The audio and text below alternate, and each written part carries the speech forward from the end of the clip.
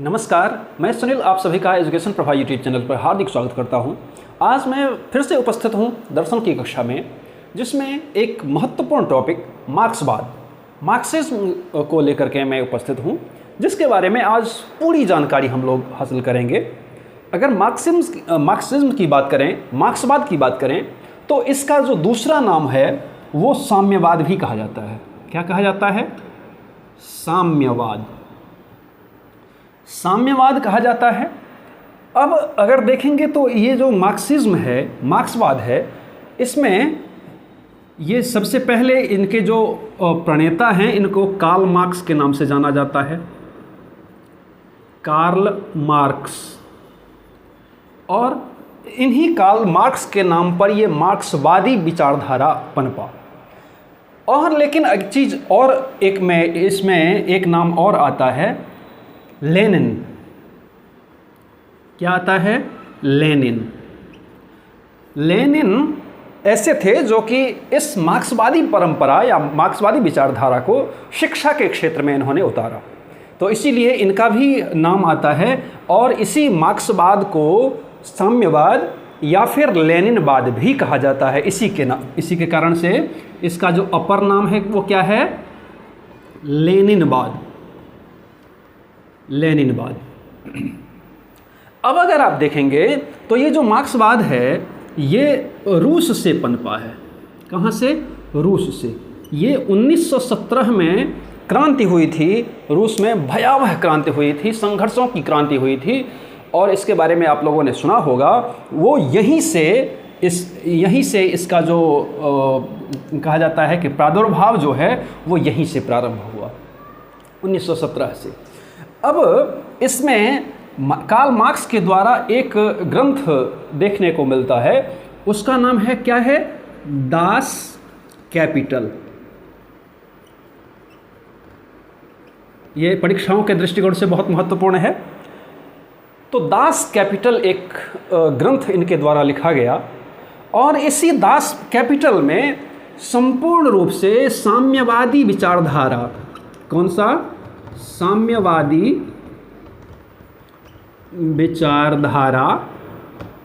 विचारधारा को प्रस्तुत किया गया।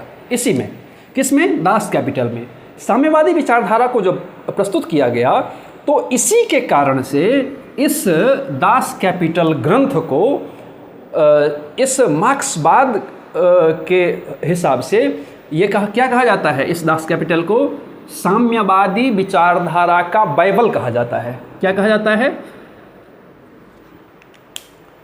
इसको कहा जाता है साम्यवादी विचारधारा का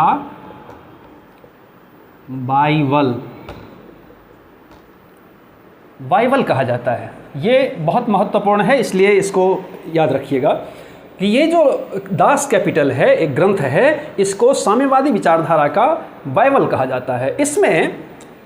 इसमें इनके द्वारा कहा गया कि सभी व्यक्ति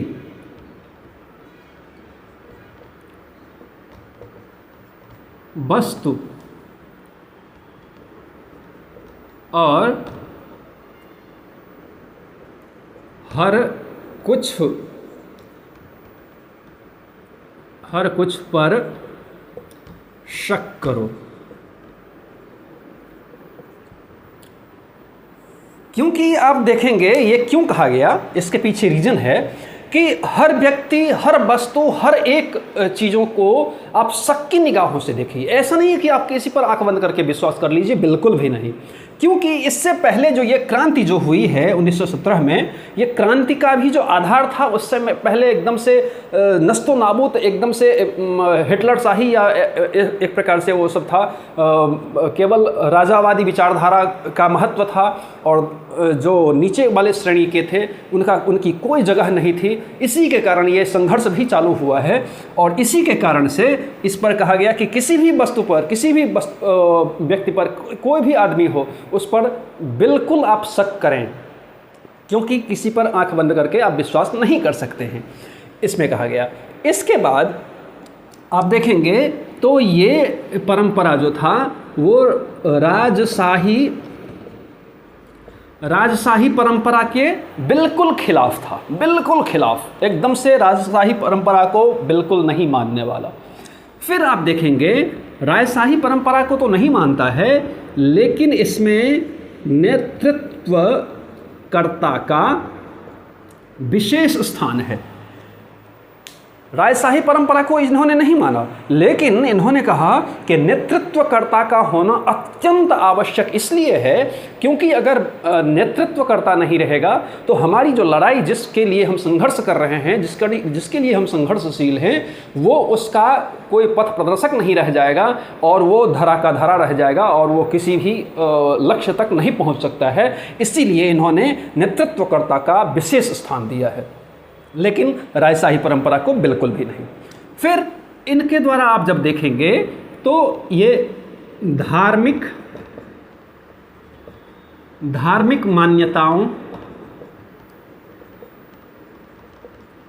मान्यताओं के बिल्कुल खिलाफ, अर्थात किसी भी प्रकार के धर्म पर विश्वास नहीं, धार्मिक मान्यता पर विश्वास नहीं, धार्मिक ग्रंथों पर विश्वास नहीं, धार्मिक कृत्यों पर विश्वास नहीं, अर्थात इनको उस सब से कोई लेना देना नहीं था। फिर उसके बाद अगर आप देखेंगे तो ये वस्तुवादी परंपरा जिसको कि भौतिकवादी परंपरा कहा गया,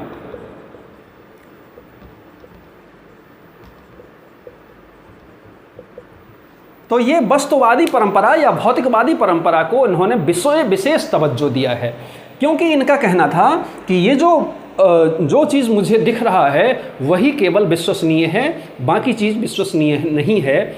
और इनकी परंपरा में आप देखेंगे तो ये हर एक चीज़ को करके सीखने पर इन्होंने विशेष बल दिया है। करके सीखना, हर एक जो चीज़ है उसको हम करके जब तक सीखते हैं वही संपूर्ण रूप से ज्ञान होता है। क्योंकि आप जो कुछ भी, अगर मान लीजिए कि आपने कुछ पढ़ लिया लेकिन आपके पास वो प्रायोगिक तौर पर नॉलेज नहीं है तो आप उसमें बहुत कुछ नहीं कर सकते हैं। लेकिन आप अगर कम भी पढ़ते हैं लेकिन उसको देख करके, उसको जो भी चीज़ें हैं काम करके आप सीखते हैं तो उससे आपको थ्योरेटिकल प्रैक्टिकल दोनों का नॉलेज होता है और वो हमेशा स्थायी होता है। इसी के कारण इन्होंने करके सीखने पर बहुत ही ज़्यादा बल दिया है। फिर इसी कड़ी में आप देखेंगे तो इन्होंने वर्ग विहीन समाज पर इन्होंने बल दिया है। इनका कहना था कि ये वर्ग विहीन या इसको सर्वहारा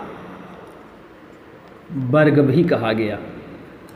इन्होंने कहा कि ये वर्ग विहीन, ये जो होना चाहिए ये वर्ग विहीन समाज होना चाहिए। इसमें कोई भी वर्ग का स्तरीय उसमें स्तर नहीं होना चाहिए, बिल्कुल वर्ग विहीन होना चाहिए, अर्थात सबके लिए। सर्वहारा का मतलब है सबके लिए, ये सबके रहने का विशेष स्थान हो, सबके लिए अपना स्थान हो, सबकी मान्यता अपनी अपनी जगह हो, सबके जो हैं वो अधिकार क्या हो, समान हो। इसी समानता, इसी वर्ग विहीन, इसी सर्वहारा वर्ग की स्थापना के लिए इनको क्या कहा जाता है, ये साम्यवादी कहा जाता है।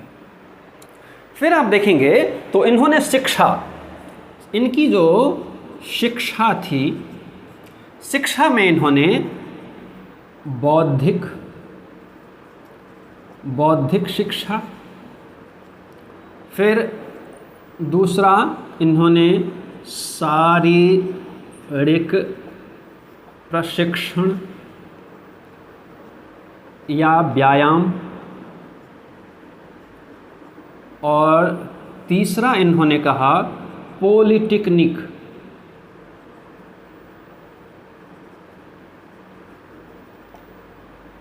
प्रशिक्षण। इन्होंने तीन चीज़ों को बहुत ज़्यादा मान्यता दिया है। क्या कि बौद्धिक शिक्षा में इन्होंने कहा कि आप गणित पढ़ा सकते हैं, आप इतिहास पढ़ा सकते हैं, आप समाज विज्ञान पढ़ा सकते हैं, अर्थात जिसमें सृजनशीलता का स्थान बेहद ज़्यादा हो वो चीज़ आप इसमें क्या दे सकते हैं, इसमें आप ऐड कर सकते हैं। फिर शारीरिक प्रशिक्षण या व्यायाम पर इन्होंने विशेष बल दिया है, क्योंकि मैंने आपको कहा कि ये हर एक चीज़ को करके सीखने में ज़्यादा भरोसा करते हैं। तो इनका मत था कि अगर शारीरिक रूप से आदमी फिट रहेगा तो डेफिनेटली वो हर एक कार्य को बहुत उन्नत तरीके से कर सकता है। इसीलिए इन्होंने इसी में पीटी वगैरह जो होता है, आपका व्यायाम वगैरह जो होता है, या अन्य चीज़ें जो शारीरिक संबंधित जो चीज़ें हैं उसका इन्होंने बल दिया है। फिर पॉलिटेक्निक प्रशिक्षण में इन्होंने कहा कि कोई भी जो पुरानी चीज़ें हैं, पुरानी चीज़ों को हम रखेंगे, ऐसा नहीं कि उसको हम फेंक देंगे, लेकिन पुरानी परंपरा, पुरानी जो विद्या, पुराने जो ज्ञान हैं उसमें हमें क्या करना है, और ज़्यादा नयापन लाना है। तो जब नयापन लाना है तो उसी के हिस्से में आप औजारों से संबंधित प्रशिक्षण की बात इन्होंने की है। इन्होंने मुख्य रूप से जो पुरानी परंपरा आ रही है उसमें नवीनता की बात की है। फिर इनके द्वारा कहा गया कि जो पुरानी परंपरा है उसमें हम वैज्ञानिकता की बात करेंगे, तो वैज्ञानिक रूप से जब हम प्रशिक्षित होंगे तो डेफिनेटली हमारा जो वर्ग है वो उन्नतशील बनेगा। फिर आप देखेंगे इन्होंने ये 3 स्तर बताए हैं। 3 स्तर क्या बताए हैं? एक इन्होंने बताया है, पहला स्तर प्राथमिक स्तर, प्राथमिक स्तर। दूसरा इन्होंने बताया है द्वितीय स्तर, द्वितीय स्तर। और तीसरा इन्होंने बताया है तृतीय स्तर। तो प्रथम इन्होंने कहा है कि इनमें 9 से 13, 9 से 12 कह लीजिए, इसमें 13 से 14 और इसमें 17 वर्ष, ये वर्ष है। इन्होंने कहा कि जो प्राथमिक स्तर में हैं उसमें 9 से 12 वर्ष तक के जो छात्र हैं उनके लिए कैसी शिक्षा होनी चाहिए, तो कम से कम 2 घंटे, ज़्यादा नहीं, 2 घंटे उनको घर पर या अन्य जगह दुकान पर इस प्रकार से हाथ बटाने में उसको प्रशिक्षित करना चाहिए या प्रशिक्षण देना चाहिए। फिर दूसरे स्तर पर इन्होंने कहा कि ये 13 से 14 वर्ष तक की जो अवस्था है इसमें इनको 3 से 4 घंटे तक इसको हाथ बटाना चाहिए हर एक कार्य में। फिर जो 17 तृतीय स्तर में हैं वो 17 वर्ष तक की बात कर रहे हैं और इन्होंने इसमें कहा कि 6 घंटे तक घर या विभिन्न जो कार्य हैं उसमें हाथ बटाने की परंपरा इन्होंने बताई है। अब आप देखेंगे तो इसमें शिक्षा के बाद हम आते हैं अध्यापक के ऊपर। तो अध्यापक में इनका जो मत था, अध्यापक का इन्होंने विशेष स्थान दिया है। किसका? अध्यापक का। अध्यापक का जो अब इन्होंने विशेष स्थान दिया है, इनका कहना था कि साम्यवादी, क्या था? साम्यवादी परंपरा को आगे बढ़ाने या प्रचार प्रसार करने में शिक्षक की भूमिका बेहद महत्वपूर्ण है। इन्होंने शिक्षक को ये बताया है। फिर उन्होंने कहा कि साम्यवादी समाज के ज्ञाता होने चाहिए। शिक्षक कैसे होने चाहिए? तो समाज के ज्ञाता होने चाहिए। फिर साम्यवादी विचारधारा को मानने वाले होने चाहिए। फिर इन्होंने कहा कि वर्ग विहीन समाज के निर्माता, वर्ग विहीन समाज के निर्माता। तो शिक्षक में क्या क्या गुण होने चाहिए? तो ऐसा होना चाहिए कि साम्यवादी विचारधारा को बहुत ज़्यादा प्रचार प्रसार करें। फिर वर्गविहीन समाज के वो निर्माता होने चाहिए, समाज के सुधारक होने चाहिए, समाज में उन्नति लाने के लिए एक वो जड़िया होते हैं। तो ये इन्होंने अध्यापक को विशेष स्थान दिया है। वहीं पर आप अगर देखेंगे तो छात्र का जो स्थान है वो बहुत अच्छा नहीं है। इसमें छात्र का स्थान आप देखेंगे तो इसमें 20 नियम होते थे। क्या हैं? 20 नियम।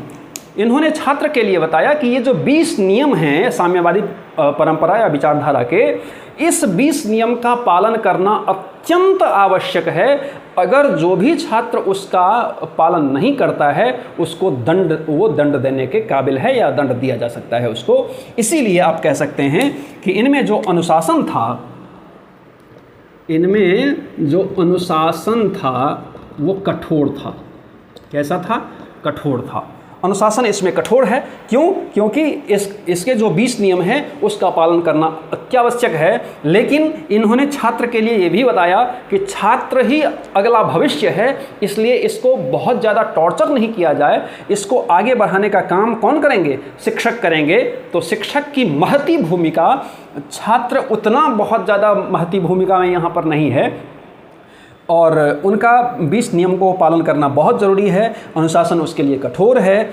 फिर आप देखेंगे कि इसके अलावा जब शिक्षण विधियों की बात करेंगे तो शिक्षण विधि में इन्होंने कहा कि शिक्षण विधि ऐसी होनी चाहिए जो कि हमें दृष्टांत दे, अर्थात हमें सोचने पर मजबूर करे, रचनात्मक विद्या पर मजबूर करे। ऐसा जो है वो शिक्षण विधियों का होना अत्यंत आवश्यक है। फिर आप विद्यालय को देखेंगे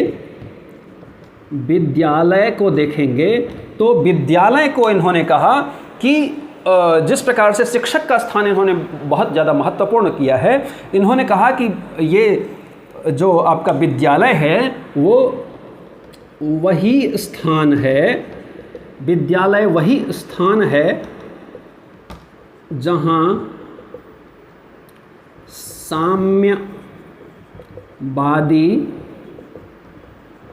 विचारधारा को सीखा या समझा जा सकता है। इन्होंने कहा कि ये जो विद्यालय एक वही स्थान विशेष है जहाँ पर कि साम्यवादी विचारधारा का क्या होगा? पदार्पण होगा। वहाँ पर उसकी रीढ़ मजबूत होगी, वहाँ पर उसकी आधारशिला मजबूत होगी, वहीं से सबसे ज़्यादा क्या होगा? प्रचार प्रसार आगे बढ़ेगा। तो इन्होंने विद्यालय को एक केंद्र माना है साम्यवादी विचारधारा को और ज़्यादा उन्नतिशील बनाने के लिए। तो इन्होंने विद्यालय को भी बहुत महत्वपूर्ण स्थान दिया है।